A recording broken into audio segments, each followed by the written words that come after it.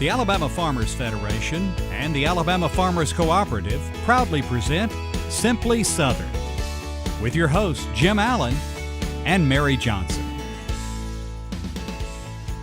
Hello and thanks for being with us. I'm Mary Johnson. And I'm Jim Allen. Today on Simply Southern, we'll meet a man who's a husband, father, ag teacher, FFA advisor, a deacon at a church, and somehow manages to find time to run a farm. We love every second of it. The good times, the bad times. At the end of every year when you see what your crops have done, you feel something deep down inside. It just makes you feel accomplished. Come along with us to a summer camp that introduces students to medical careers with the hope that some of these kids will pursue medical degrees and serve rural areas. I want to go back to Wetumpka and I want to expand the health care that's there. I know it's a little underserved, so I want to help and give back to my community and help others in there that I know are struggling. Plus, Sidney Phelps of Bonnie Plants is in the kitchen with a special guest, showing us how to make vegetables from the garden last indefinitely. But we'll get things started off in South Alabama, where the best domino players in the world battle it out every year in the game's most prestigious event. This is the World Championship Domino Tournament.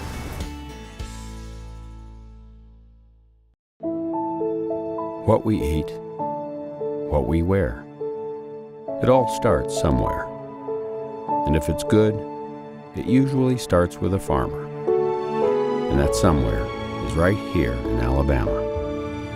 In a field, in a barn, on a tractor. Right now, there's a farmer starting something good for all of us. And it all starts right here in Alabama. There's no such thing as downtime when you own a farm. This is your land. You tend it and try to get the most from it, no matter the weather or time of day. It's been that way for generations. And for generations, your local quality co-op store has been there for you, with a full range of agriculture supplies and services, from feed to fertilizer, seed to grain storage, and the right hardware for any application. You'll always find what you need, plus friendly, knowledgeable advice at your local quality co-op store. There's one near you.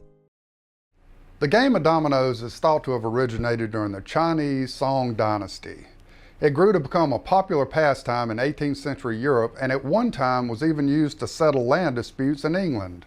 While these clicking dotted tiles have found new life in all sorts of childhood architectural projects, dominoes is still one of the more popular table games you'll find. And every July you'll find the best domino players in the world right here in Alabama. You might think it's just a game, but this isn't the Monday Morning Coffee Club. You want to make it in cards, you head to Vegas. But to reach the top of Domino Mountain, what are you doing? Oh yeah! Hey. Set your GPS for Andalusia. There's probably dozens of states here. I know we have people come from Louisiana and Texas, all across the United States to come play in our domino tournament. The Rotary Club puts it on, and we're actually in our 42nd year, so it's been an impressive feat for Andalusia to have something like that, and it's also world renowned. You know, people come here. This is the World Championship Domino Tournament. The tournament actually began as a project of the Andalusia Rotary Club in 1976. With members trying to settle on a way to celebrate America's bicentennial, Dr. Charles Tumberland turned to one of his favorite pastimes. I said, why don't we have a domino tournament? And they laughed and went around the room, and no one said anything else. Riley Taylor was president at that time. He said, all right, we'll have a domino tournament and Dr. Tumberland will be in charge.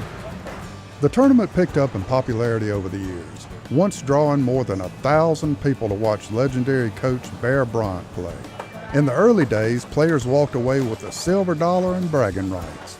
Now, with cash prizes as high as $3,000 on the line, games can get pretty intense. Some people really enjoy throwing them down there and making a big scene, and it just gets very competitive. You'll see that some people play slow and are very mindful with their next move. There's just a lot of different personalities, and so you get to meet a lot of different people who all enjoy the same game. Opponents at the tournament are assigned by random drawing and play with house dominoes. Being the World Domino Championship, It's not only important to do things professionally, it also cuts down on some creative play. Most of your audience probably doesn't know how many different ways you could give signals to the fellow that's your partner and tell him you want him to cut the fives or you want him to go down with fives. I'll never forget one match we were playing, and the first thing I did was rub my eye. They said, now wait a minute, that was a signal that you just got. Have you ever played dominoes before? It's been a while. Okay. Since I can't just line them up and knock them down, the folks at the tournament were kind enough to give me some pointers. Is Jim winning? Jim is up by 20 points. Older people with their memory, does it help with their memory? If they print I them would out? think so, but you might need a little bit more. I'm just kidding. Dominoes get the rap as an old person's game, but much like cards, you can do a lot with a box of bones. It's competition. You know, you just enjoy it. And you talk to your opponent. It's always talking trash, something like that. My husband taught me how to play dominoes. We played a lot until I got as good as he was, shall I say. And I could beat him, and he couldn't stand that because he knew he taught me everything I was supposed to know. There's a lot of different variations on the game. So you can play with 2 people, 4 people. You can have your own tournament like people do with cards. I'm an engineer myself, and I like that you can always count on those numbers, and it's good for your memory, and it's good, just fun game that you can play anywhere, anytime. You know, don't have to have the equipment, just a box of dominoes and you're good to go.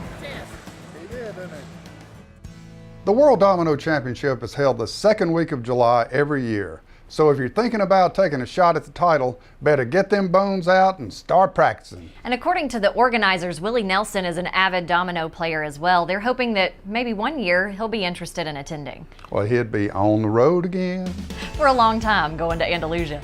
Up next on Simply Southern, instead of laying by the pool or playing video games, these high school students are spending a week of summer learning how to read x-rays and sew up patients during Discovery Med Camp.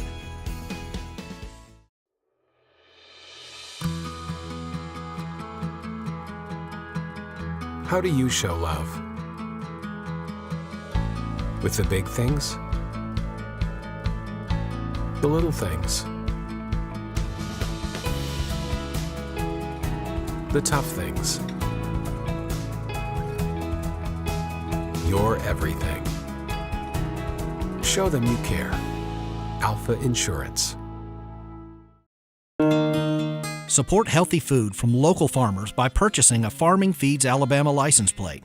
The tag funds education and promotion efforts, including Ag in the Classroom, agricultural scholarships, and youth programs. Get your Ag tag today. Alabama soybean farmers help fuel the state's economy. Soybeans are used to make clean, renewable biodiesel and are a key ingredient in feed for poultry, catfish, and livestock. Soybeans are used in dozens of products we use every day. But best of all, soybean farmers generate $258 million and more than 4,000 jobs for Alabama's economy, all while helping conserve our natural resources. Explore the power of soy. When you think about living in a rural area, you might think the only job opportunities are in farming or industry, but medical professionals are needed in even the most remote locations. Through its Discovery Med Camp, the Southeast Alabama Area Health Education Center is introducing high school students to the vast array of jobs available in the medical field. The goal? To inspire these students to pursue medical degrees and eventually fill the state's shortage of healthcare professionals. Jasmine Farrow is a recent graduate of Wetumpka High School.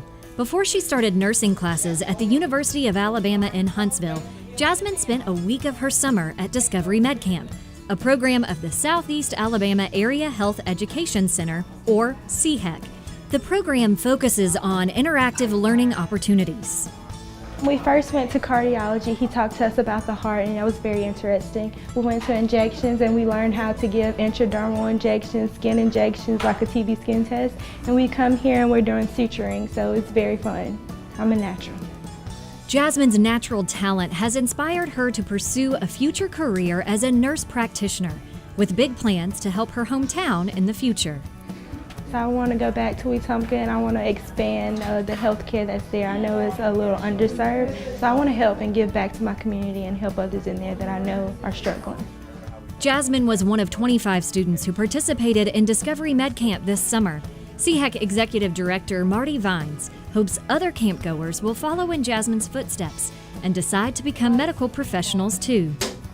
Alabama actually has a health professional shortage area for primary care, for mental health, and for dental. And so we want to encourage students to consider any kind of discipline to help the overall shortage of physicians in Alabama. To help cover costs of Discovery Med Camp, CHEC looked to donors, including Alpha Insurance. We have very limited funding and very limited staffing, but we have very formidable objectives, and that's to reach all students in 15 counties, which is about 62 high schools. And so Alpha graciously provided funding this year in the form of a cash gift that allowed us to buy materials, it allowed us to offer any kind of scholarship assistance that students might need. It helps pay for staffing, it helps pay for just about anything and everything you can think of. CHEC serves 15 counties, from the River Region over to the Florida and Georgia borders. 4 other centers cover the rest of the state. The goal for each center is to recruit students into healthcare careers. During the year, we do a one-time presentation with a lot of high school students in perhaps their HOSA class or their career tech class. So maybe 4 hours in one year they're exposed to healthcare careers. Discovery Med Camp gives them an opportunity to immerse themselves in a 40-hour week-long program where we start out and go to hospitals, we go to academia, we go to schools of medicine, schools of nursing, we go to schools of pharmacy, and we expose them to different areas and let them understand what it's really like, a day in the life is like in these different disciplines. The day we visited the camp, attendees learned about cardiology, reading x-rays, giving injections, and suturing, which was the favorite of Beauregard High School senior Leah Swallow, who wants to become a trauma nurse. I like gross and gory stuff, and I like to help people, and I want to have the hands-on activity like with the trauma. So I want to be the one treating the trauma. Flanked by 2 naturals and future medical professionals, I decided to give suturing a try too. Folks, these kids make it look much easier than it is. So it's a good thing Discovery Med Camp is helping them learn skills to fulfill their dreams, even if it does cut into some of their summer fun. The end process this week has been so much fun, and it hasn't been like ideal, like I don't want to wake up at 5 o'clock in the morning every day, but being able to travel and go experience what I've experienced is totally worth it. I'm just excited to go on and get my master's and come back in Wetumpka and work. And I encourage all of the students out there to get involved with Discovery Med Camp. It's a great opportunity, and I think it's a great way to spend a week of your summer. I was really blown away by what those high school students already know about the medical profession. They're very impressive. Well, Mary, the way you were sewing that thing up, I'm glad you're not in the medical profession. That person might have bled out. I know. It's good that we have students like that who are going to take over this profession, because I can't even sew a button, much less a human being. When Simply Southern continues, we'll visit a North Alabama couple who are being recognized for excellence, for how they run their farm, but also for what they mean to their community.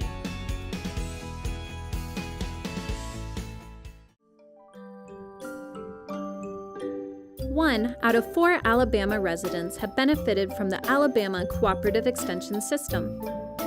Last year, Master Gardener Managed Gardens donated $150,000 worth of fruits and vegetables to food banks, and over 25,000 young people developed math, science, technology, and engineering skills through 4-H. Now what we want to know is, how can we help you? Support healthy food from local farmers by purchasing a Farming Feeds Alabama license plate. The tag funds education and promotion efforts, including Ag in the Classroom, agricultural scholarships, and youth programs. Get your Ag tag today.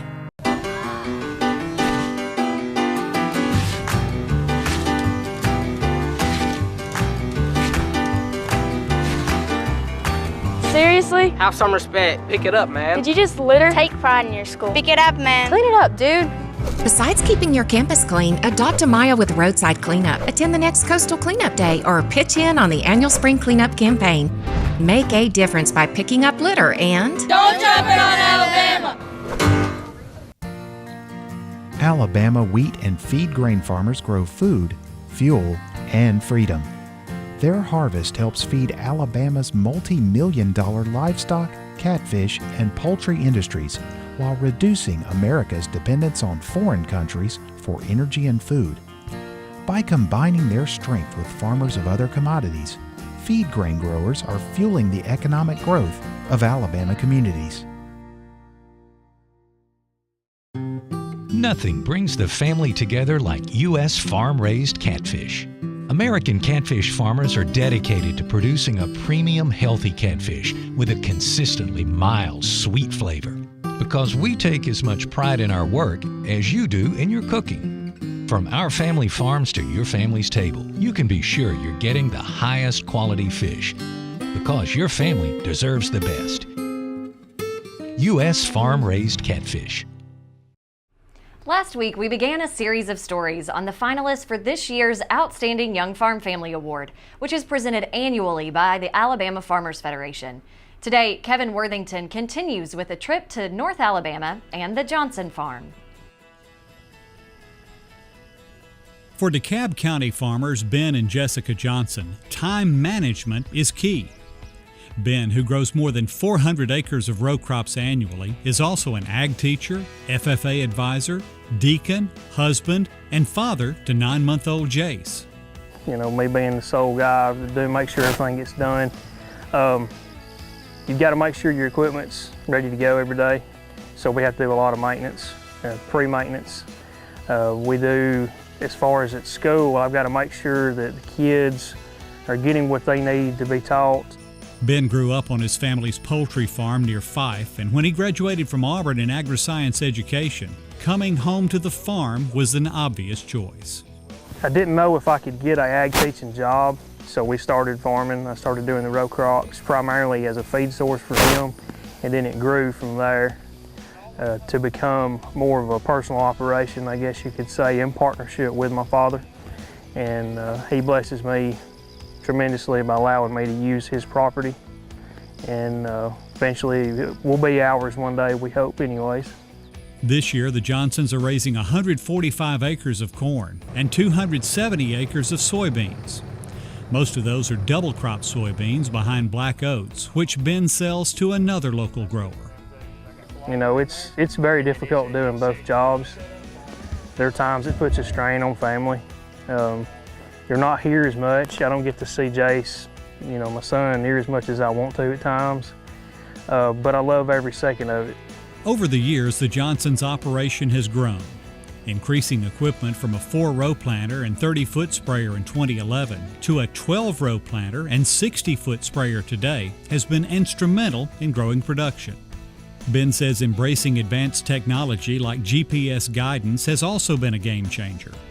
We didn't have any technology in 2011 that we were using. The only technology was just in the seed and with the corn seed, and we're still using technology in the corn seed, and we also use it in our equipment to make sure that we maximize the most that we can for our time and for the money that we invest in each acre.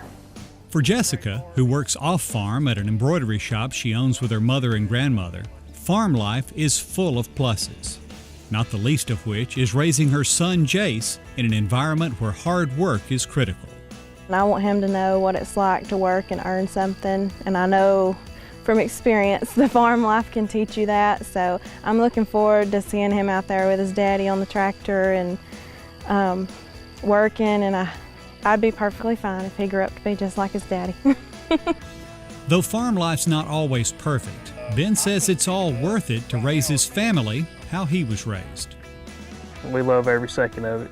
The good times, the bad times, the breakdowns, it's worth every second of it. And at the end of every year, when you see what your crops have done, you know, you feel something deep down inside. It just makes you feel accomplished. In addition to other duties, Ben is the DeKalb County Young Farmers Chairman. He and Jessica help with county activities like farm safety days, 4-H workshops, FFA development, and more.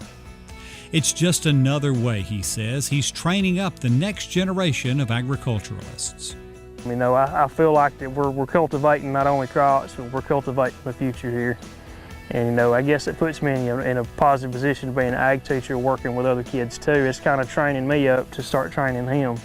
From DeKalb County, outstanding young farm family finalists Ben and Jessica Johnson and their son Jace. We'll wrap up our series next week when we visit the winner of the Outstanding Young Farm Family competition. Who is it, Mary? Well, you have to tune in to find out. We've got to let the suspense build a little bit, Jim. Okay. When Simply Southern continues, Sidney Phelps from Bonnie Plants and his mom will show you how canning can help you enjoy vegetables from your garden year-round.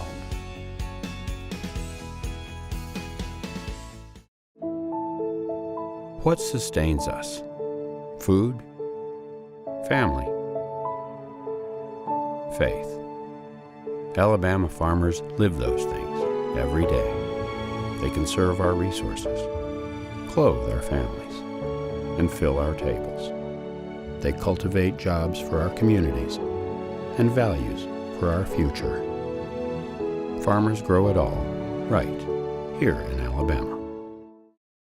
There's nothing quite like sitting down to a home-cooked meal with fresh vegetables from the garden. With Bonnie Plants from your local quality co-op store, you can enjoy the freshest vegetables right from your own backyard. And no matter if you're a raised bed gardener, a rose gardener, or if you farm hundreds of acres, your quality co-op store has exactly what you need to get the most out of your plants. You'll always find what you need, plus friendly, knowledgeable advice at your local quality co-op store. There's one near you. FFA makes a positive difference in the lives of students by developing their potential for premier leadership, personal growth, and career success through agricultural education. We're strengthening American agriculture and providing our members with the skills needed to build healthy local communities, a strong nation, and a sustainable world. We are the next generation of agriculture. It's our turn now. Let's show the world what we can achieve together. We are FFA.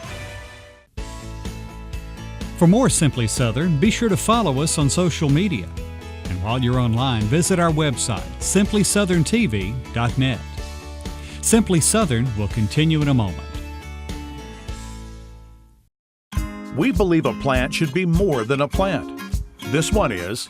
It's all you need for your garden to succeed because it's a Bonnie plant. It represents hundreds of varieties of Bonnie's quality veggies and herbs. But more, it's from generations of Bonnie people who are passionate about sharing their love of gardening with you. Look for this little Bonnie plant and a whole family of plants like it in your garden center. Bonnie Plants, so you'll know how to grow. Hey folks, Sidney Phelps here with Bonnie Plants. Today I'm in the kitchen and I am extremely out of my element, but I brought my mother in to help us out today. I grew up in a household that we canned all the time during the season. We had fresh okra, fresh corn, tomato relish, salsa. We put up all kind of things as I was growing up. And today we were talking about canning some pickled okra. So Mom, tell us a little bit about doing pickled okra.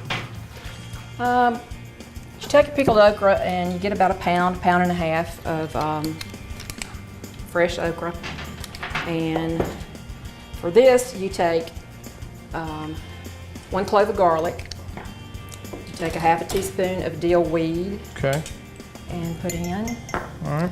You take a half a teaspoon of dill seed and put in. And you put in fresh dill weed. That's fresh dill weed? Correct. Okay. And then you put a pot of pepper. Okay. And that's, you're using jalapeno there, it looks like. Right. Okay. And then you start packing your jars. It's best to take the top of your okra, go to the bottom, and work up. Okay. And then you can turn your smaller ones down. Now when you prep the okra, you cut the stems off. So you want the juices and everything to go down into the okra completely. And you do trim the ends. Trim the tips. Mm-hmm. Okay. All right, so we'll stop those. We're gonna swap. We've got that one already set up, and I'll add some more okra. Let's see. Let's just just put that between us. Okay. There we go. I get a handful of this. So it's really simple. And when you're doing preserves and stuff like this, when you do squash and, like I said, relish, it's awesome. Right. There's always something. I know Dad always enjoys having tomato relish with peas and stuff. Right. Pea patch relish. Yeah. So we get all these in here. All right, so how tight do we need to get this? As tight as you can, and you don't need to come up too much further than that because you have to have a little air in the top. Okay, so what else do we need to add from here? The last, what's the white stuff? It's alum, Okay. and it's to help with the crispness, and you just put just a pinch in there. Okay. And then from here, I need to add the brine. Yeah. Now the brine is vinegar, obviously. I'm smelling the vinegar. We have 2 cups of water and 1.5 cups of vinegar and 1/4 cup of salt. Okay. And you bring that to a rolling boil, and then you fill the jars. Okay, and how far do I need to be filling this up to? Up to the rim. Up to the rim. Mm-hmm. Okay. All right, I think that's enough. Okay. All right, so we throw that in, and then we've already sterilized the rings. Correct. So we've got one right here that's already preset. And I'll let you get the rings out. Get your ring out. You need, let's see what we've got here. All right. So folks, preservatives are something that you can have. These things keep forever. You want to put them up in a cool, dry space, right? Correct. Dark. Right. Find out more about canning and preserves on Bonnie's website at bonnieplants.com or check out the app Homegrown with Bonnie Plants. If you have a question for Sidney, drop him an email at simplysouthern@alafarm.com and he may answer it on an upcoming show. And on the internet, bonnieplants.com is your source for gardening tips, recipes, and much more. That'll put the wraps on Simply Southern for this week. Thanks for watching. Next week, we're going to a beauty pageant that's far different from anything you've ever seen come out of Atlantic City. And we'll tell you where our viewers said you can find Alabama's best biscuit. But before we go, here are links to some of the stories we featured today. I'm Mary Johnson. And I'm Jim Allen. We'll see you again next week.